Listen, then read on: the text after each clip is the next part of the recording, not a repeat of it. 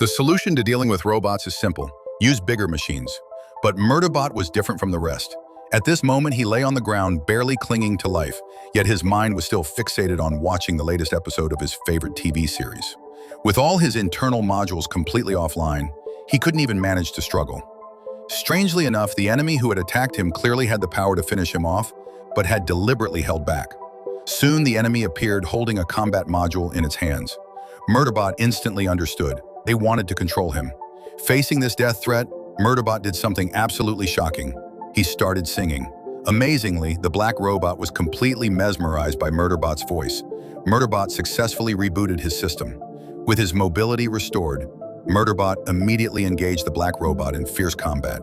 However, with several of his modules still offline, no matter how hard he fought, Murderbot remained at a severe disadvantage. The black robot inserted the combat control module into his brain. Murderbot could feel his consciousness being devoured. In just 10 more minutes, he would become someone else's puppet. Just as Murderbot fell into despair, the black robot's chest was pierced through. The savior was none other than Dr. Mensa, whom Murderbot had always looked down upon. Due to the combat module's programming, Murderbot's memories of being controlled had been completely wiped. He only remembered there was something incredibly important he needed to tell Dr. Mensa, but he couldn't recall what it was.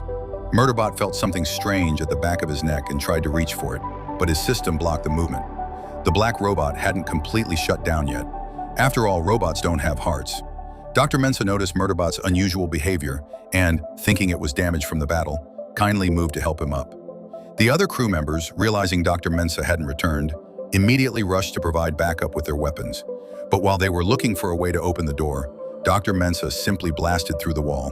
Only 1 minute remained before Murderbot would lose complete control. At that moment, the black robot came after them again.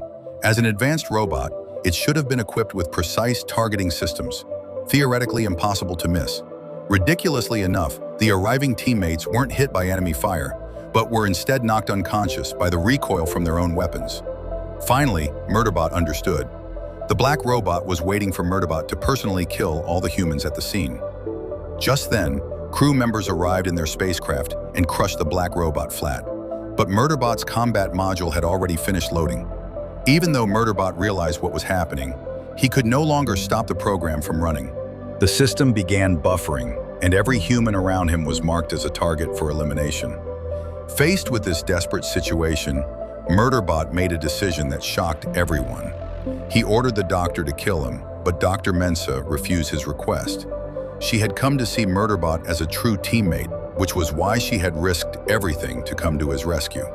But Murderbot knew very well there was no time left to convince her. So he made the most compassionate choice possible. He would rather die than harm innocent humans.